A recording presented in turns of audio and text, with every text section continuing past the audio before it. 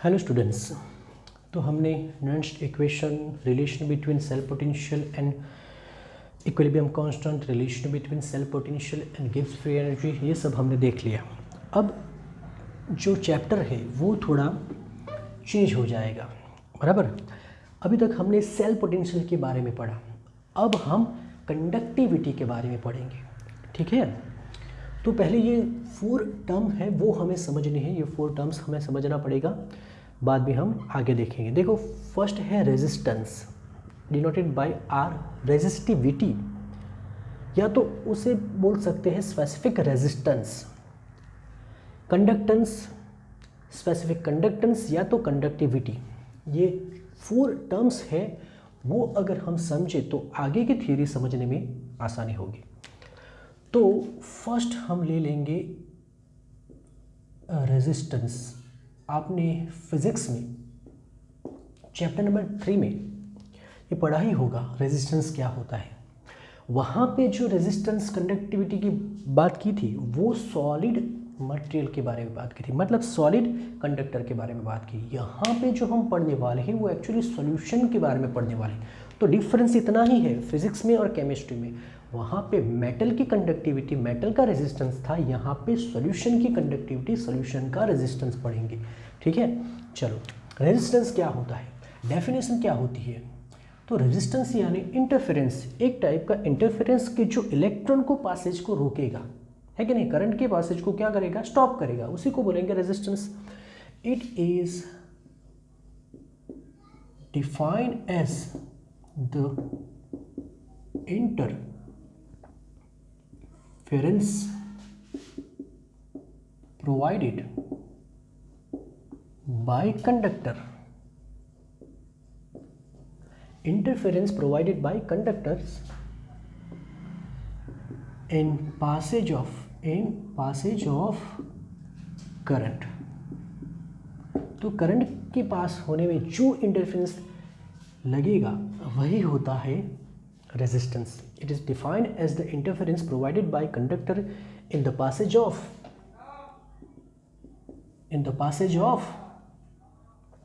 current, ठीक है। Suppose हमारे पास एक कंडक्टर है, कंडक्टर की लेंथ है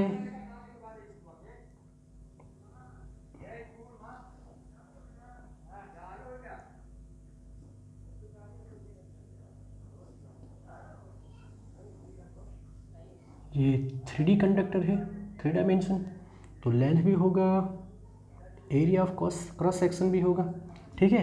सपोज ये हमारा कंडक्टर है जिसकी लेंथ है L और area of cross section A है, तब इसका कंडक्ट कितना होता है, सॉरी इसका रेजिस्टेंस कितना होता है। तो याद रखो, resistance of conductor is directly proportional to its length and inversely proportional to area of cross sections.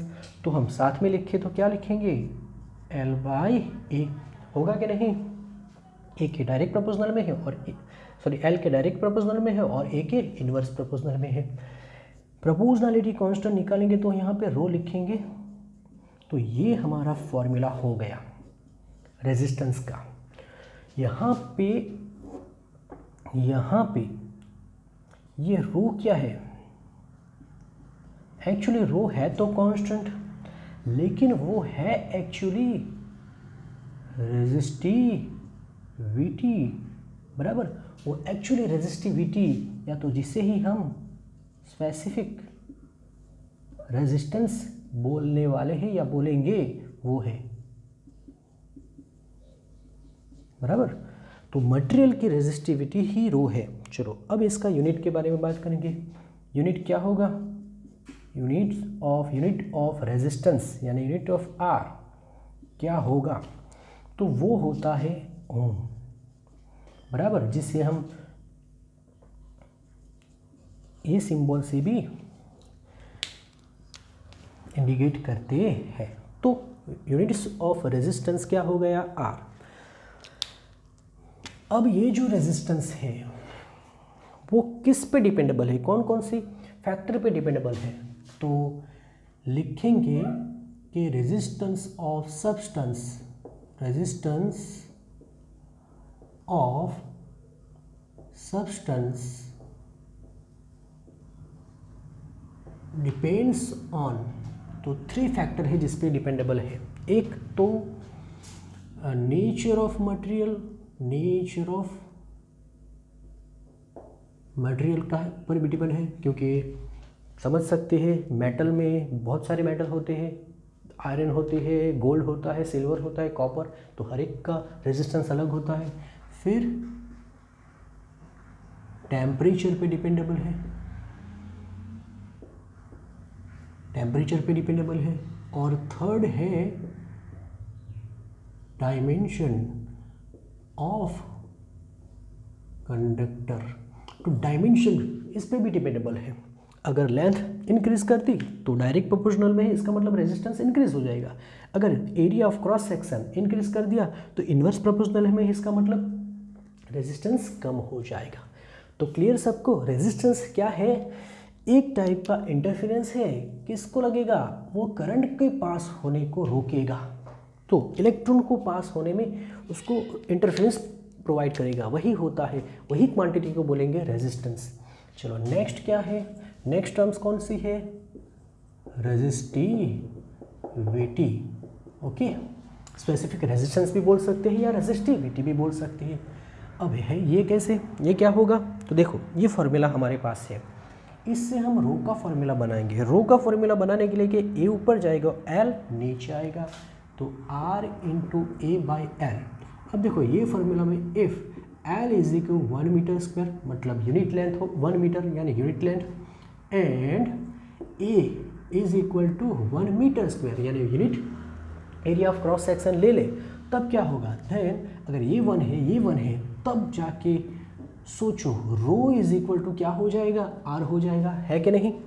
अगर लेंथ 1 मीटर ले ली, एरिया ऑफ क्रॉस सेक्शन हमने 1 मीटर स्क्वायर ले लिया, मतलब यूनिट एरिया ले लिया, तब रो ही आर ही रो बनेगा, आर ही रो बनेगा। इसका मतलब हो गया कि कंडक्टर का जो भी रेजिस्टेंस है वही उसकी रेजिस्टिविटी बनेगी। तो डेफिनेशन क्या लिखेंगे?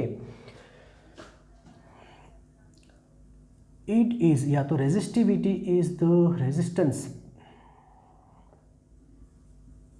Resistivity of substance is the resistance, वो एक्चुअली रेजिस्टेंस ही है, लेकिन कब? Resistance offer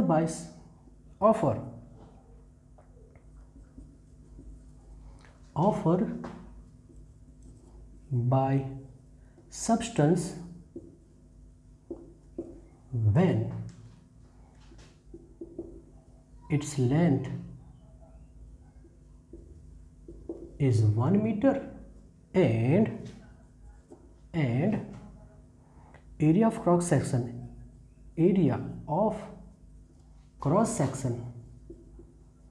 is 1 metre square.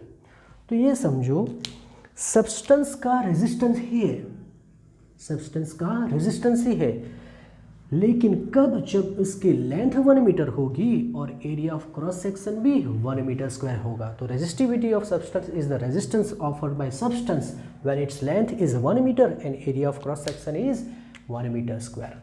चलो अब इसका यूनिट बनाएंगे। चलो यूनिट ऑफ रेजिस्टिविटी क्या होगा? देखो आर का यूनिट तो हमें मालूम है, ओम है, फिर ये हो जाएगा मीटर स्क्वायर और ये होगा मीटर, तो मीटर मीटर कैंसिल, यानी इसका यूनिट हो जाएगा ओम इंटू मीटर, है ठीक है। कभी कभी ओम इंटू सेंटीमीटर भी यूज़ कर सकते हैं, ठीक है। तो ऐसा यूनिट तो ये होगा, लेकिन हम कभी कभी ओम इंटू सेंटीमीटर भी यूज़ कर सकते हैं। ओम के लिए कौन सा सिंबल है? ये, ठीक है। तो ये हो जाएगा ओम इंटू मीटर और ये भी हो जाएगा ohm into centimetre. Last sentence, most important sentence, जिस तरह से सब resistance of substance depends on nature of material, temperature and dimension of conductor, तो फिर रेजिस्टिविटी किस पे डिपेंडेबल है? तो याद रखो resistivity is depends on nature of material, temperature of material but does not depends on dimension. तो dimension पे डिपेंडेबल नहीं है, बराबर याद रखो। क्यों? क्योंकि उसकी डेफिनेशन में हमने लेंथ भी यूनिट रखा और एरिया ऑफ क्रॉस सेक्शन भी यूनिट रखा। इसका मतलब वो फिक्स होती है तब जाके वो डिफाइन होता है और डेफिनेशन चेंज नहीं हो सकती, यानी कि वो डायमेंशन पे कभी भी डिपेंडेबल नहीं है। तो लिखेंगे कि resistivity does not depends on dimension of conductor या तो सब्सटेंस, डिपेंडेबल नहीं है। ठीक है, कॉपी करो। ओके, नेक्स्ट है कंडक्टेंस, यानी कि कैपिटल G। ठीक है, कंडक्टेंस। अब कंडक्टेंस क्या होता है? कंडक्टेंस यानी रेजिस्टेंस का उल्टा। तो inverse of resistance is called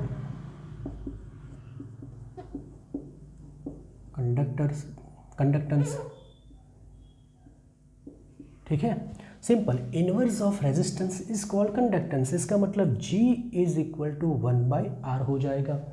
अब बताओ R की वैल्यू क्या थी? R is equal to rho into L/A। L ऊपर जाएगा तो 1/रो इंटू A ऊपर जाएगा, A/L हो जाएगा 1/रो। ये जो होता है उससे ही हम बोलेंगे ये K तो नहीं है, that is kappa, Latin word है, बराबर।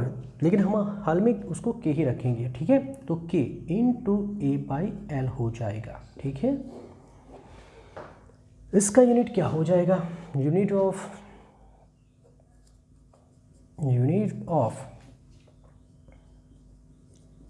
कंडक्टेंस इज, चलो बताओ, 1/रो। 1/रो मतलब ओम का उल्टा।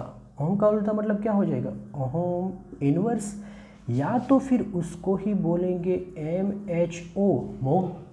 ठीक है, तो unit of conductor is ohm inverse, या तो उसको ही मोह बोलेंगे। लेकिन SI यूनिट थोड़ा अलग है।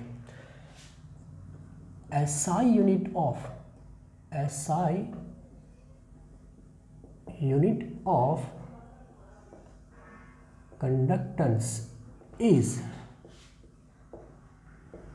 सीमेंस, जिसे हम SI unit of conductance siemens, जिसे हम कैपिटल S से डिनोट करेंगे, तो SI यूनिट क्या हो गया? सीमेंस हो गया। ठीक है, जिस फैक्टर पे रेजिस्टेंस डिपेंडेबल था, कंडक्टेंस भी उसी पे डिपेंडेबल है। मतलब वो nature of material, temperature and dimension पे डिपेंडेबल है। क्यों? क्योंकि G actually inverse of resistance ही है। ओके, अब नेक्स्ट जो कि मोस्ट इम्पोर्टेंट है, और वो है specific conductance, that is kappa. Okay, R का इन्वर्स लो तो G मिलेगा, उसी तरह रो का इन्वर्स लो तो K मिलेगा। इसका मतलब ये हो गया इन्वर्स ऑफ रेजिस्टिविटी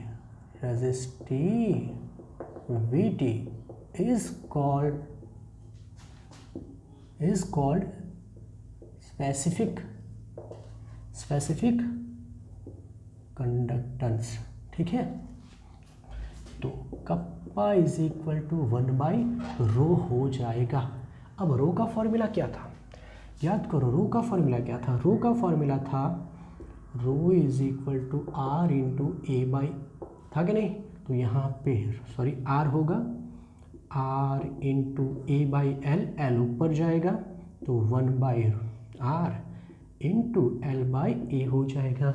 1/r ही तो g होता है, इसका मतलब kappa is equal to G into here g तो हमें मालूम है कंडक्टेंस, बराबर।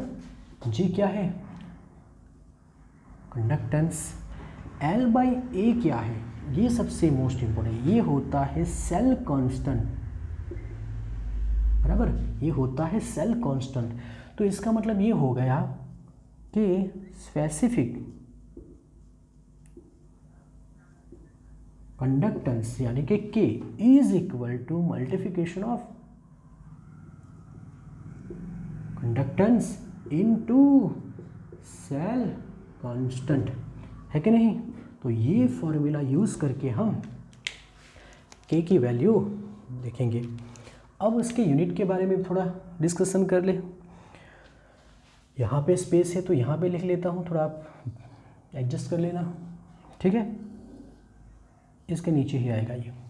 देखो अब यूनिट इसके मोस्ट इम्पोर्टेंट, इसका यूनिट क्या होगा? देखो यूनिट ऑफ K क्या हो जाएगा? 1/ρ। रो का यूनिट क्या था? 1/ρ, यानी 1/ρ यानी क्या होता था? ओम इनटू मीटर, है कि नहीं? तो वो हो जाएगा ohm inverse into metre inverse, बराबर। Ohm inverse into metre inverse. अगर उसको ओम की जगह MHO लिख दे, क्योंकि ohm inverse is equal to mho होता है, तो वो हो जाएगा मो इनटू मीटर इनवर्स, क्लियर। लेकिन अभी हमने पढ़ा कि ऐसा unit of conductance is siemens, तो इसका ऐसा यूनिट क्या हो जाएगा? तो ऐसा यूनिट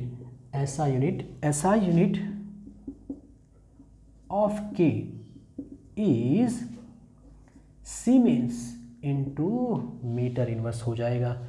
कभी कभी सीमेंस मीटर इनवर्स की जगह हम सीमेंस सेंटीमीटर इनवर्स भी यूज़ करेंगे, लेकिन ऐसा यूनिट तो सीमेंस इनटू मीटर इनवर्स ही होता है। यहाँ से आपको एक बात पता चली कि ओम इनवर्स ही मो होता है और वही सीमेंस होता है। बात याद रखो, सबसे मोस्ट इम्पोर्टेंट, ओम इनवर्स ही मो होता है और मो ही सीमेंस होता है। सीमेंस मीटर इनवर्स भी यूज़ होता है, सीमेंस सेंटीमीटर, नॉर्मली ये ज़्यादा यूज़ होता है, तो दोनों का रिलेशन भी हमें देखना पड़ेगा। तो याद रखना ये है कि 1 siemens centimetre is equal to कितना सीमेंस मीटर इनवर्स होगा, और 1 सीमेंस मीटर इनवर्स कितना सीमेंस सेंटीमीटर इनवर्स होगा, सबसे मोस्ट इम्पोर्टेंट। तो देखो एक्चुअली ये वैल्यू हो जाएगी 100 और ये हो जाएगी 0.01। क्यों 0.01, क्यों 100? तो याद देखो यहाँ पे रिलेशन सेंटीमीटर और मीटर का नहीं है, सेंटीमीटर इनवर्स और मीटर इनवर्स का है, इसीलिए वैल्यू 100 और 0.01 होता है। तो ठीक है, कॉपी करो। ओके, तो नेक्स्ट टॉपिक है types of material. Types of material मतलब क्या? कंडक्टिविटी के हिसाब से कितने टाइप्स ऑफ मटेरियल होते हैं उसकी बात करेंगे। तो 3 टाइप ही होते हैं। फर्स्ट है कंडक्टर यानी जिसकी कंडक्टिविटी ज़्यादा हो या तो रेजिस्टिविटी कम हो। कौन कौन से ऐसे होते हैं? Metal, all metals are conductor. उसके एलॉय भी होते हैं। फिर और कौन कौन से हो सकते हैं? Graphite, some organic polymer, some organic polymer, ऐसा नहीं कि हर एक, some organic polymers are conductors of electricity. Second है सेमीकंडक्टर, जिसकी कंडक्टिविटी कंडक्टर से कम होगी। और थर्ड होगा इंसुलेटर, बराबर। इंसुलेटर मतलब जिसकी कंडक्टिविटी सबसे कम होगी, बहुत कम होगी, या तो रेजिस्टिविटी सबसे ज़्यादा होगी। तो सेमीकंडक्टर कहाँ पे आता है? इंसुलेटर से ज़्यादा लेकिन कंडक्टर से कम। नॉर्मली आपको मालूम है सिलिकॉन, जर्मेनियम वगैरह जो भी है मेटलॉइड्स, वो सेमीकंडक्टर नेचर में है। जबकि इंसुलेटर में कौन कौन आएगा, प्लास्टिक है कि नहीं, सिरेमिक, फिर प्लास्टिक, सिरेमिक, ग्लास एक्सेट्रा क्या होते हैं, इंसुलेटर होते हैं। अब एक टाइप तो नहीं कह सकते लेकिन एक टर्म है और वो है super conductor. Super conductor actually ये टाइप नहीं है, ये एक स्टेट है जहाँ पे सब्सटेंस सुपर कंडक्टिविटी बताता है। मतलब हर एक सब्सटेंस, इसमें से हर एक सब्सटेंस ये स्टेज पे आ सकता है, स्टेज पे, बराबर। सुपर कंडक्टिविटी कोई टाइप नहीं है, सुपर कंडक्टेंस कोई टाइप नहीं है। फिर से बता देता हूँ, प्लास्टिक भी सुपर कंडक्टेंस बन सकता है, ग्लास भी बन सकता है, एलॉय भी, मेटल भी, सब सुपर कंडक्टेंस बन सकते हैं, लेकिन पर्टिकुलर स्टेज पे। देखो नॉर्मली क्या होता है, मेटल की बात करें तो मेटल में क्या होता है, ये होता है मेटालिक आयन यानी कि एटॉमिक कर्नल, ठीक है, और वो उसकी पोजीशन फिक्स होती है, बस वो अपने पोजीशन पे ऑसिलेट करेगा। और ये हमारा होता है फ्री इलेक्ट्रॉन। फ्री इलेक्ट्रॉन एक प्लेस से दूसरे प्लेस तक जा सकता है और उसी की वजह से कंडक्टिविटी होती है। लेकिन नॉर्मल टेम्परेचर पे क्या होता है, ये जो कर्नल है वो अपनी पोजीशन पे ऑसिलेट करेगा। ऑसिलेट करेगा मतलब वो इलेक्ट्रॉन का जो पाथ है वो रिड्यूस कर देगा, उसकी वजह से इलेक्ट्रॉन इसके साथ कोलाइड होगा, इसके साथ होगा, इसके साथ होगा, ऐसे करते करते इलेक्ट्रॉन पास होगा और उसी को तो बोलते हैं रेजिस्टेंस। तो नॉर्मल टेम्परेचर पे मेटल में रेजिस्टेंस बहुत ज़्यादा होता है। अब सोचो अगर मैं टेम्परेचर लो कर दूँ तो इसका ऑसिलेशन भी कम हो जाएगा। तो ऑसिलेशन कम हो जाएगा तो ये जो हिंड्रेंस मिल रहा था इलेक्ट्रॉन को वो भी कम होता जाएगा।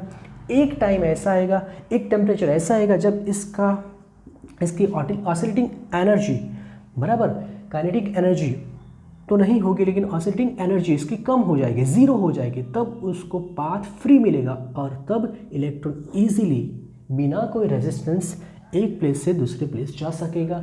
इसका मतलब तब ये इसकी कंडक्टिविटी हाईएस्ट होगी और उसी को बोलेंगे सुपर कंडक्टर। तो सिंपल है, सुपर कंडक्टर मतलब मटेरियल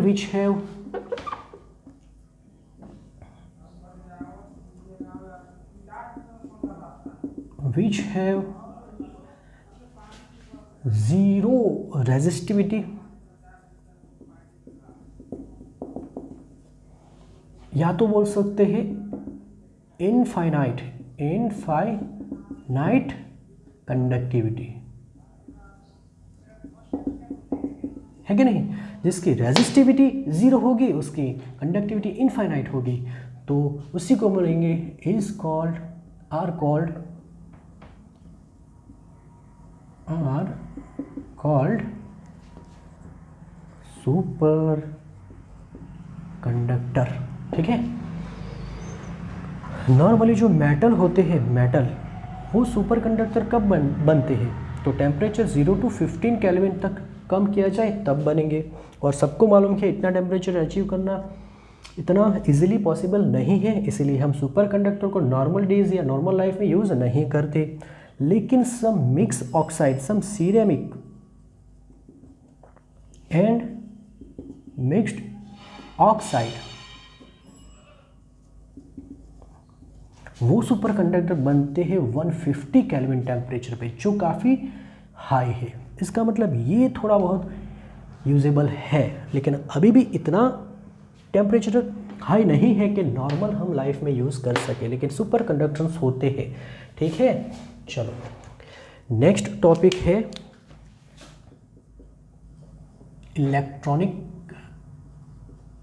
इलेक्ट्रिकल कंडक्टिविटी।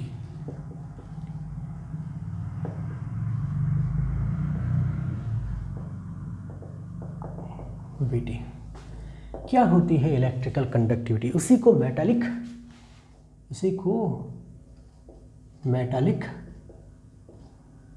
कंडक्टिविटी भी बोलेंगे।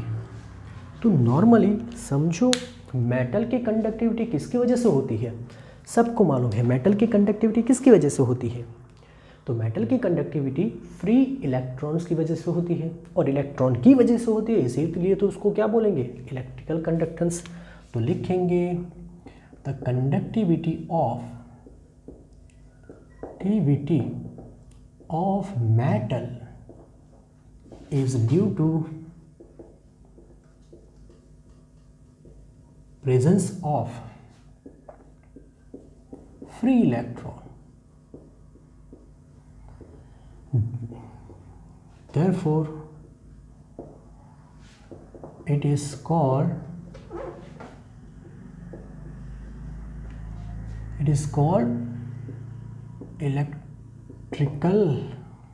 electrical conductivity.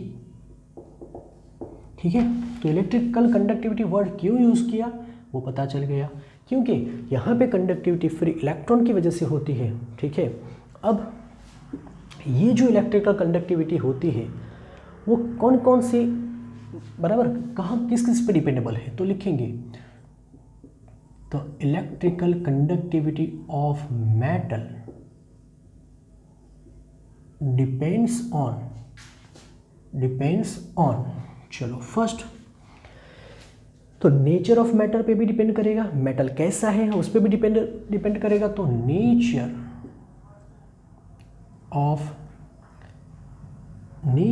And structure of metal. चलो देखो नेचर एंड स्ट्रक्चर क्यों बोला, ऐसा होता है कि हर एक मेटल के एटम की साइज एक जैसी नहीं होती, कोई साइज में छोटा होगा कोई साइज में बड़ा होगा।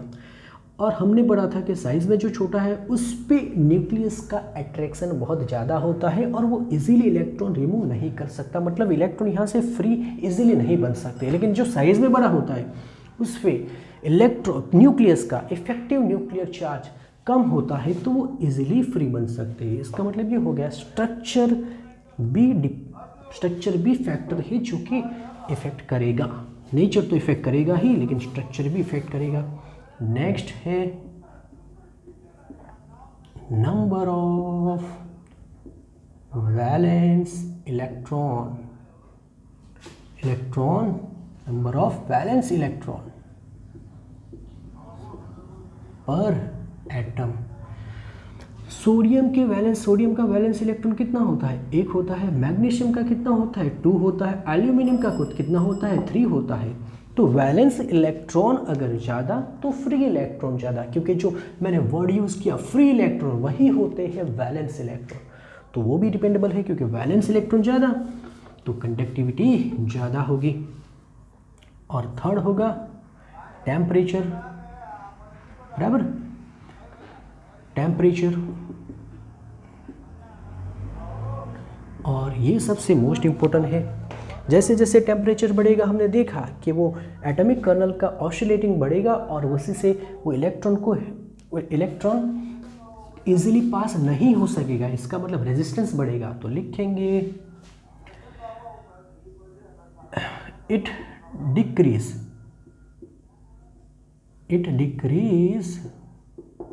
With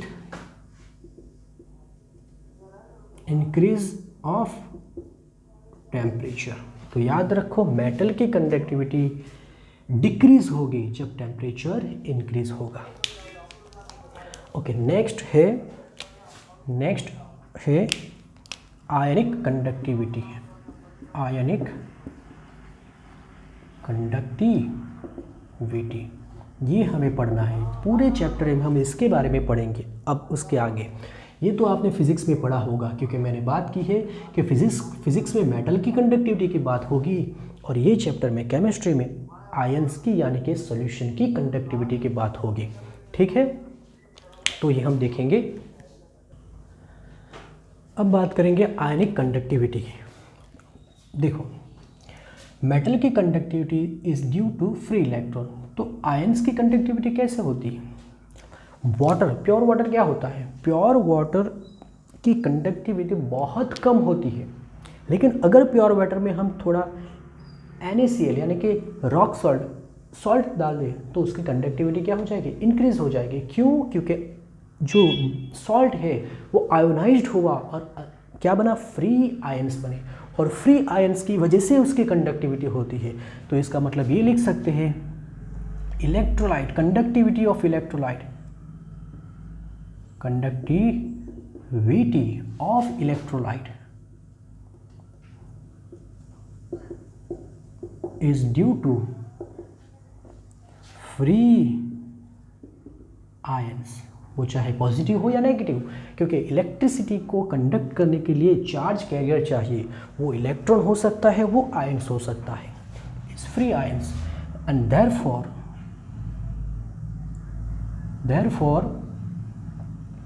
it is called electrical conductivity. तो ये हो जाएगी आयनिक कंडक्टिविटी,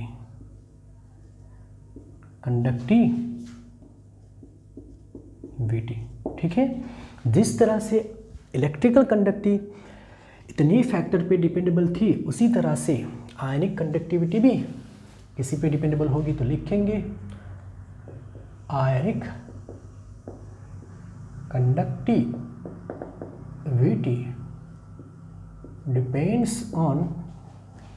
अपॉन एक, फर्स्ट क्या है देखो, नेचर ऑफ इलेक्ट्रोलाइट। समझो नेचर ऑफ इलेक्ट्रोलाइट क्या हो गया।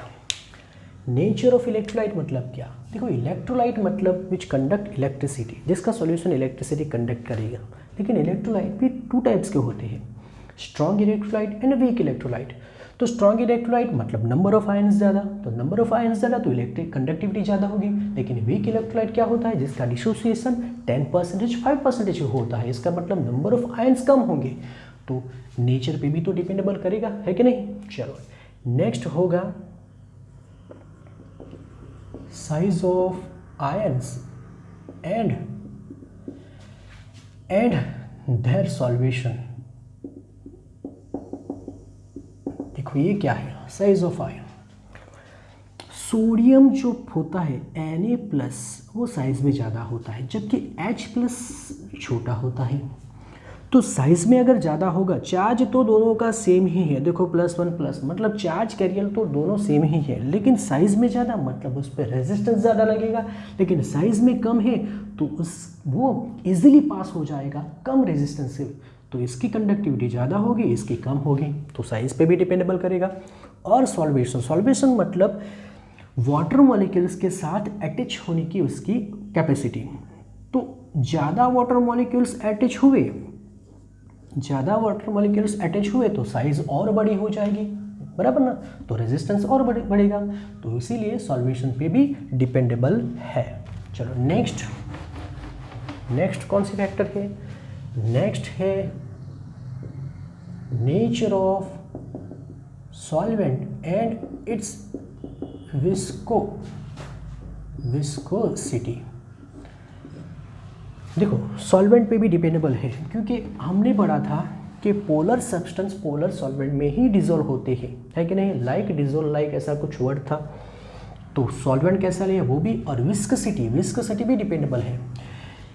देखो वाटर की विस्कोसिटी कम होती है तो आयंस उसमें इजीली पास हो जाएंगे, लेकिन अगर ऑयल में है या हनी में है तो ऑयल हनी की विस्कोसिटी ज़्यादा होती है, तो उसमें आयंस का पास होना मुश्किल हो जाएगा। इसीलिए तो बोला कि विस्कोसिटी भी डिपेंडेबल है, क्योंकि विस्कोसिटी बढ़ने से मोबिलिटी ऑफ आयन क्या हो जाएगी, डिक्रीज हो जाएगी। ठीक है, चलो फोर्थ है कॉन्सेंट्रेशन ऑफ इलेक्ट्रोलाइट। जितना ज़्यादा कॉन्सेंट्रेशन उतने ज़्यादा आयंस, उतने ज़्यादा चार्ज कैरियर, और जितना चार्ज कैरियर ज़्यादा उसकी कंडक्टिविटी उतनी ही ज़्यादा होगी। और फिफ्थ है टेम्परेचर। अब देखो यहाँ पे हमने लिखा था it decrease with increasing temperature. किसके लिए, मेटल के लिए। क्यों, क्योंकि विथ टेम्परेचर रेजिस्टिविटी बढ़ती है। अब यहाँ पे क्या लिखेंगे, टेम्परेचर पे डिपेंडेबल है, लेकिन मैं लिखता हूँ देखो it increase with increase of temperature। अब ऐसा क्यों, वो डिक्रीज हो रहा है और ये इंक्रीज हो रहा है। ऐसा होता है कि अगर हम 100 मॉलिक्यूल्स ऑफ इलेक्ट्रोलाइट वाटर में ऐड करते हैं, सपोज वो 80% ही डिसोशिएट होता है, ठीक है। तो हमारे पास 80 पॉजिटिव आयन और 80 नेगेटिव आयन होंगे, लेकिन 20 मॉलिक्यूल्स अभी भी अनडिसोशिएट फॉर्म में होंगे। अब होगा क्या, जैसे टेम्परेचर बढ़ेगा ये 20 जो अनडिसोशिएट मॉलिक्यूल है वो भी डिसोशिएट होगा, क्योंकि टेम्परेचर बढ़ने से डिग्री ऑफ डिसोसिएशन बढ़ेगा। तो इसका मतलब अब और डिसोशिएट हुआ तो ये ज़्यादा हो गए, 90 हो गए, फिर और ज़्यादा हो सकते हैं। इसका मतलब डिग्री ऑफ डिसोसिएशन बढ़ने से नंबर ऑफ आयंस बढ़ेगा, नंबर ऑफ आयंस बढ़ेगा तो कंडक्टिविटी इंक्रीज होती है। ठीक है, तो ये है आयनिक एंड इलेक्ट्रिकल कंडक्टिविटी। कॉपी करो।